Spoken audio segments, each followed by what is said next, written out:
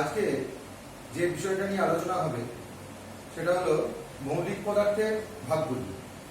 মৌলিক পদার্থ আগের যে ভিডিওটা ছিল তাতে আমরা দেখেছি যে মৌলিক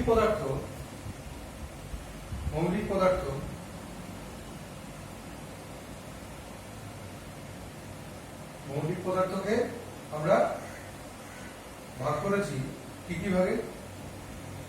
প্রথম হচ্ছে ধাতু, আর কি অধাতু, 3 নম্বর হচ্ছে ধাতুকল্প এবং সম্ভ্রান্ত গ্যাস।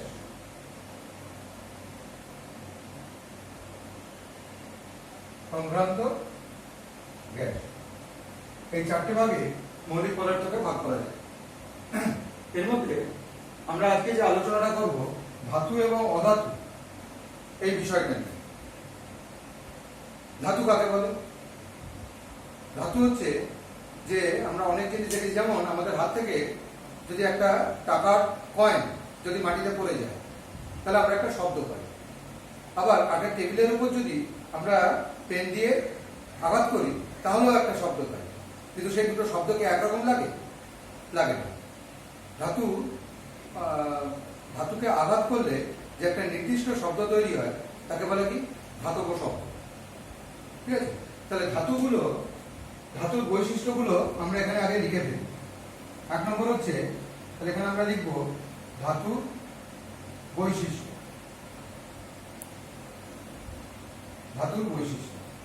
ধাতুর বৈশিষ্ট্যের মধ্যে প্রথম আমরা লিখব 1 নম্বর, ধাতুগুলি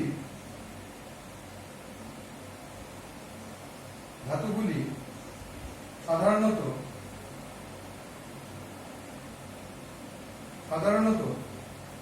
কঠিন।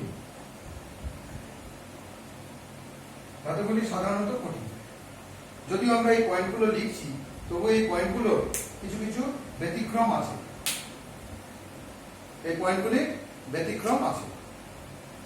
ঠিক আছে?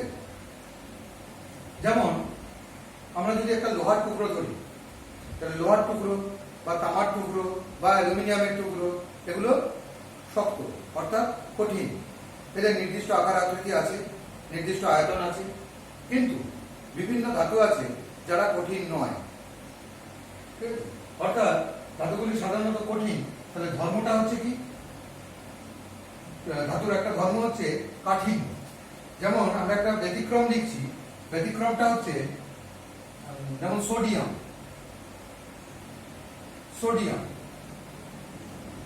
একটা ধাতু। এই সোডিয়াম ধাতুটা অত্যন্ত নরম ধাতু। সোডিয়াম ধাতুকে ছুরি দিয়ে কাটা যায়। বুঝে গেল? কাজে ধাতুগুলি সাধারণত কঠিন, কিন্তু ব্যতিক্রম সোডিয়াম। আবার আরেকটা বৈশিষ্ট্য দেখো, তাহলে একটা বৈশিষ্ট্য হলো ধাতুগুলো সাধারণত কঠিন। 2 নম্বর হচ্ছে যে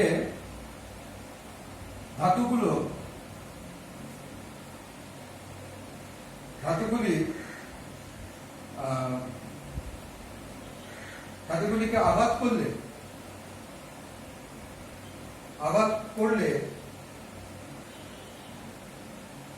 ধাতব শব্দ উৎপন্ন হয়।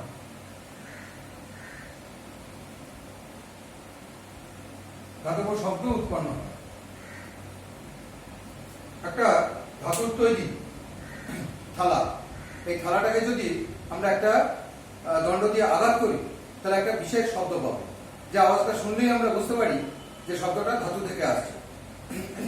এই জন্যে ঘন্টা ধাতু দিয়ে তৈরি করা হয়। কাজে ধাতুগুলিকে আঘাত করলে ধাতব শব্দ উৎপন্ন হয়। 3 নম্বর পয়েন্ট হচ্ছে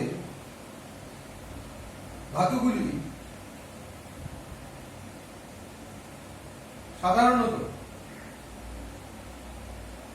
সাধারণত তাপ ও তড়িতের সুপরিবাহী। অর্থাৎ ধাতুগুলির মধ্যে দিয়ে তাপ বাহিত হতে পারে, ধাতুগুলির মধ্যে দিয়ে তড়িৎ বাহিত হতে পারে। তো ধাতুগুলি সাধারণত তাপ এবং তড়িতে সুপরিবাহী। যেমন পারদ, পারদ একটা ধাতু, তো ধাতু এবং সেটা তরল ধাতু, সেই পারদ তরল ধাতু এবং সেটা কিন্তু তাপের খুব একটা ভালো পরিবহন ঘটায় না। আবার তেমনি আমরা যদি দেখি রূপো, অ্যালুমিনিয়াম, কপার, লোহা, এরা হচ্ছে তাপের উত্তম পরিবাহী, অর্থাৎ খুব ভালো পরিবাহী। ধাতুগুলো সাধারণত তড়িতে সুপরিবাহী, অর্থাৎ ধাতুর মধ্যে দিয়ে তড়িৎ বাহিত হয়। নেক্সট পয়েন্ট হচ্ছে 4 নম্বর, প্রসারণশীলতা।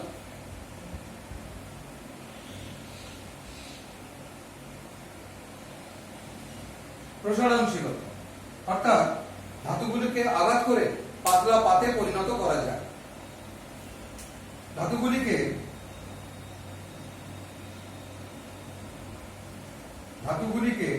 আঘাত করে পাতলা পাতে পরিণত করা যায়।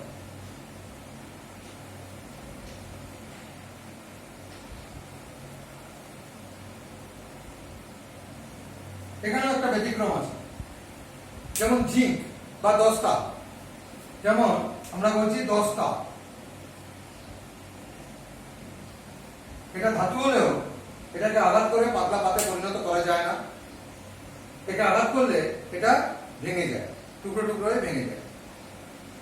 আবার অ্যালুমিনিয়াম, সোনা, এগুলোকে আঘাত করলে পাতলা পাতে পরিণত হতে পারে। আমরা দেখেছি সোনার গয়নায় খুব পাতলা পাত দিয়ে কারুকার্য করা থাকে।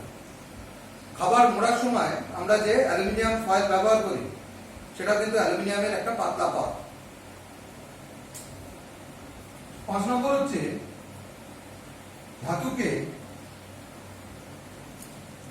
ধাতুকে সরু তারে পরিণত করা যায়। সরু তারে পরিণত করা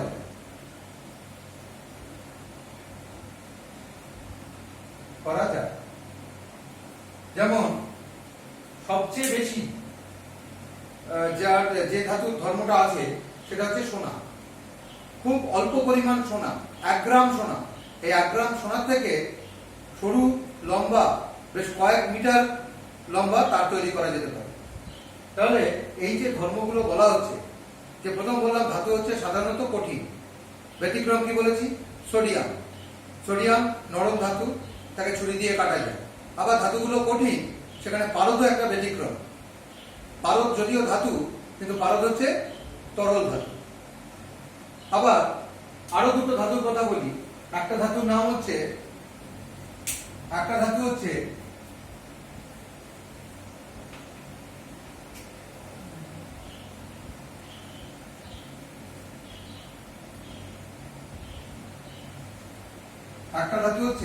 গ্যালিয়াম। একটা ধাতু হচ্ছে গ্যালিয়াম, আরেকটা ধাতু হচ্ছে সিজিয়াম। আরেকটা ধাতু হচ্ছে পারদ। এই 3টে ধাতুর মধ্যে পারদ সাধারণ উষ্ণতাতেই তরল, গ্যালিয়াম এবং সিজিয়াম সেটা 25 থেকে 30 ডিগ্রি সেন্টিগ্রেড উষ্ণতাতে তরল থাকে, তার আগে কঠিন থাকে। তাহলে এগুলো হচ্ছে ধাতু একটি কঠিন পদার্থ, তার ব্যতিক্রম। 2 নম্বর পয়েন্ট ছিল ধাতুগুলিকে আঘাত করলে ধাতব শব্দ উৎপন্ন হয়। 3 নম্বর ছিল ধাতুগুলি সাধারণত তাপ ও তড়িতে সুপরিবাহী। যদিও পারদ তাপের খুব একটা সুপরিবাহী নয়। প্রসারণশীলতা, ধাতুকে আঘাত করে পাতলা পাতে পরিণত করা যায়, ব্যতিক্রম বলেছিলাম দস্তা। আর এই ধর্ম দুটো, অর্থাৎ আঘাত করে পাতলা পাতে পরিণত করা এবং সরু তারে পরিণত করা, এই ধর্মটা সবচেয়ে বেশি দেখতে পাওয়া যায় সোনাতে। ধাতুকে সাধারণত সরু তারে পরিণত করা যায়। এই যে বৈশিষ্ট্যগুলো বলা হলো, এই বৈশিষ্ট্যগুলো হচ্ছে ধাতু। তাহলে অধাতুর বৈশিষ্ট্য কি? অধাতুগুলোর ক্ষেত্রে আমরা যদি দেখি, তাহলে আমরা দেখব যে প্রথম পয়েন্টটাতে ছিল হচ্ছে ধাতুগুলো সাধারণত কঠিন, তেমনি অধাতুগুলোর মধ্যে সাধারণত অধাতুগুলো কঠিন, তরল এবং গ্যাসীয় তিন প্রকারেরই হতে পারে। যেমন কঠিন অধাতু। কঠিন অধাতু আমরা কি লিখব? কঠিন অধাতু যেমন সালফার। সালফার একটা কঠিন অধাতু। সালফার একটা কঠিন অধাতু। তরল অধাতু, এটা জেনে রাখো, ব্রোমিন। ব্রোমিন হচ্ছে তরল অধাতু। ব্রোমিন হচ্ছে তরল অধাতু। গ্যাসীয় অধাতু অক্সিজেন, ঠিক আছে? অক্সিজেন হচ্ছে একটা গ্যাসীয় অধাতু। আরো আছে, যেমন সালফারের সঙ্গে আমরা বলতে পারি কার্বন। কার্বন একটা অধাতু। অক্সিজেন একটা গ্যাসীয় অধাতু। হাইড্রোজেনও একটা গ্যাসীয় অধাতু। নাইট্রোজেন একটা গ্যাসীয় অধাতু। ঠিক আছে? তাহলে অধাতুগুলো কঠিন, তরল এবং গ্যাসীয় তিন অবস্থাতেই থাকতে পাওয়া যায়। এইটা খুব দরকারি কথা, এইটা একটু মনে রাখবে যে তরল ধাতু, এই তরল অধাতু একমাত্র হচ্ছে ব্রোমিন। বোঝা গেল? দ্বিতীয় পয়েন্টে, ধাতুগুলিকে আঘাত করলে ধাতব শব্দ উৎপন্ন হয়, কিন্তু অধাতুগুলোকে আঘাত করলে শব্দ উৎপন্ন হয়, কিন্তু সেটা ধাতব শব্দ নয়। যেমন হাত থেকে, প্রথমেই বলেছিলাম, হাত থেকে যদি একটা টাকার কয়েন মাটিতে পড়ে যায়, তাহলে যে শব্দটা তৈরি হয়, একটা কাঠকয়লার টুকরো যদি হাত থেকে মাটিতে পড়ে যায়, একটা শব্দ হবে, কিন্তু ঠিক সেই রকম শব্দ হবে না। কাজে সেটা ধাতব শব্দ নয়। কাজে অধাতুগুলোকে আঘাত করলে ধাতব শব্দ উৎপন্ন হয় না। 3 নম্বর হচ্ছে, ধাতুগুলি সাধারণত তাপ ও তড়িতে সুপরিবাহী। অধাতুর মধ্যে দুটো উদাহরণ দিচ্ছি। একটা হচ্ছে গ্রাফাইট। গ্রাফাইট এবং গ্যাস কার্বন। গ্রাফাইট এবং গ্যাস কার্বন এই দুটোই হচ্ছে কার্বন মৌলটার রূপভেদ। তো গ্রাফাইট এবং গ্যাস কার্বন এই দুটো অধাতু, কিন্তু এদের তাপ পরিবহন ক্ষমতা এবং তড়িতের পরিবহন ক্ষমতা আছে। অর্থাৎ এরা অধাতু হলেও এদের তাপ ও তড়িতের, এরা হচ্ছে তাপ ও তড়িতের সুপরিবাহী। বুঝলেন? যেমন আমরা যদি হীরক লিখি, হীরক হীরক হীরক একটা কঠিন অধাতু। হীরক একটা কঠিন অধাতু, এর তাপ পরিবহন ক্ষমতা ধাতুর থেকেও বেশি, কিন্তু এটা তড়িতের পরিবাহী নয়। তড়িতের পরিবাহী নয়, শুধুমাত্র তাপের পরিবাহী, কিন্তু এর তাপ পরিবহন ক্ষমতা অনেক ধাতুর থেকেই বেশি। নেক্সট হচ্ছে প্রসারণশীলতা। অর্থাৎ ধাতুগুলোকে যেমন আঘাত করে পাতলা পাতে পরিণত করা যায়, তেমনি অধাতুগুলোকে পাতলা পাতে পরিণত করা যায় না। এটা একটা ব্যতিক্রম। ধাতুকে সরু তারে পরিণত করা যায়, অধাতুকে সরু তারে সাধারণত পরিণত করা যায় না। ব্যতিক্রম আছে কার্বন তন্তু, কার্বন ফাইবার। কার্বন ফাইবার, কার্বনের যে তন্তু থাকে, কার্বন ফাইবার তাতে মানে তার জোর আমাদের স্টিলের তারের থেকেও বেশি। কাজে এটা একটা ব্যতিক্রম। কাজে এগুলো হলো ধাতু এবং অধাতুর বৈশিষ্ট্যগুলো। এখন তাহলে আমরা যদি পার্থক্যটা দেখি, ধাতু এবং অধাতুর পার্থক্য, তাতে আমরা কি দেখছি? তো প্রথম পয়েন্টটাই হচ্ছে যে ধাতুগুলি সাধারণত কঠিন, আর অধাতুগুলি কঠিন, তরল এবং গ্যাসীয়। 2 নম্বর হচ্ছে যে ধাতুগুলিকে আঘাত করলে ধাতব শব্দ উৎপন্ন হয়, অর্থাৎ ধাতুগুলো হচ্ছে সোনোরাস। সোনোরাস মানে শব্দ উৎপন্ন করে, অধাতুগুলো নন সোনোরাস মানে শব্দ উৎপন্ন করে না, ধাতব শব্দ উৎপন্ন করে না। নেক্সট হচ্ছে ধাতুগুলি সাধারণত তাপ ও তড়িতের সুপরিবাহী, অর্থাৎ এরা হচ্ছে good conductor of heat and electricity. কিন্তু অধাতুগুলো সাধারণত দেখা যায় যে তাপ ও তড়িতের সুপরিবাহী নয়, কিন্তু ব্যতিক্রম আছে। ব্যতিক্রম হচ্ছে গ্রাফাইট এবং গ্যাস কার্বন। যেমন হীরক তাপের সুপরিবাহী, কিন্তু তড়িতের সুপরিবাহী নয়। প্রসারণশীলতা, যেটাকে বলা হয় ম্যালিয়াবিলিটি। ম্যালিয়াবিলিটি অর্থাৎ এটাকে পিটিয়ে পাতলা পাতে পরিণত করা যায় ধাতুকে, তেমনি অধাতুগুলোকে পিটিয়ে পাতলা পাতে পরিণত করা যায় না। এটা একটা পার্থক্য। ধাতুকে টান দিয়ে সরু তারে পরিণত করা যায়, যেটাকে বলা হয় ডাকটিলিটি। ডাকটিলিটি। এখন অধাতুগুলো সাধারণত এই ধর্ম নেই, তবে ব্যতিক্রম তো বললামই, কার্বন তন্তু। তাহলে এই যে পয়েন্টগুলো বলা হলো, এই পয়েন্টগুলো হচ্ছে ধাতু এবং অধাতুর বৈশিষ্ট্য, এবং এই বৈশিষ্ট্যের উপর নির্ভর করে পার্থক্য। এর পরের যে অংশটা, সেই অংশটাই আমরা এবার আসবো। সেই অংশটা হচ্ছে যে ধাতু কল্প।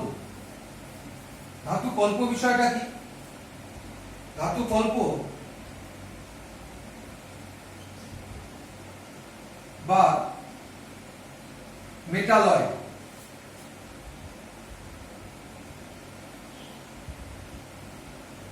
মেটালয় ধাতু কল্প হচ্ছে, এগুলো এক প্রকারের মৌলিক পদার্থ, কিন্তু এদের ধর্ম ধাতু এবং অধাতুর মাঝামাঝি। অর্থাৎ ধাতুর সঙ্গেও ধর্মের মিল আছে, অধাতুর সঙ্গেও ধর্মের মিল আছে। যেমন আমরা কতগুলো উদাহরণ লিখি। আর্সেনিক। আর্সেনিক।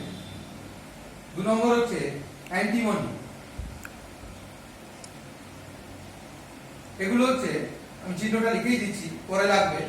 আর্সেনিক, অ্যান্টিমনি, এগুলো হচ্ছে ধাতু কল্প। অর্থাৎ এদের ধর্ম ধাতু এবং অধাতুর মধ্যবর্তী, ধাতুর সঙ্গেও মিল আছে, অধাতুর সঙ্গেও মিল আছে। আরেকটা বিষয়, সেটা হচ্ছে নিষ্ক্রিয় গ্যাস বা সম্ভ্রান্ত গ্যাস। সম্ভ্রান্ত গ্যাস বা নোবেল গ্যাস।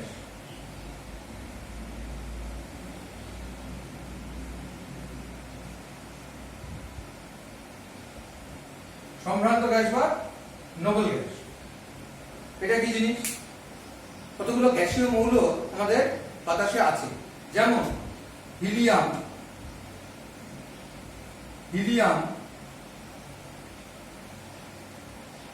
নিয়ন,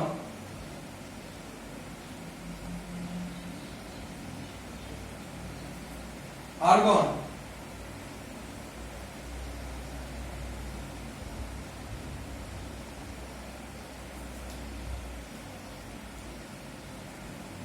জেনন এবং রেডন।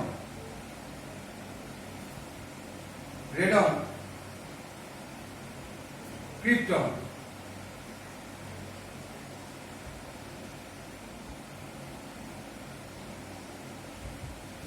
এই যে 6টা মৌলের নাম লিখলাম, হিলিয়াম, নিয়ন, আর্গন, ক্রিপ্টন, জেনন এবং রেডন, এগুলো আমাদের বাতাসেই থাকে, এবং এগুলো হচ্ছে সম্ভ্রান্ত গ্যাস বা নোবেল গ্যাস। আগে এগুলোকে বলা হতো নিষ্ক্রিয় গ্যাস। তার কারণ হচ্ছে এগুলো কারোর সঙ্গে বিক্রিয়া করে না। তবে যদিও বর্তমানে দেখা যায় যে নির্দিষ্ট শর্ত সাপেক্ষে এই হিলিয়াম, নিয়ন এগুলি বিক্রিয়া করে, ওই জন্য বর্তমানে এগুলোকে বলা হয় কি নোবেল গ্যাস বা সম্ভ্রান্ত গ্যাস।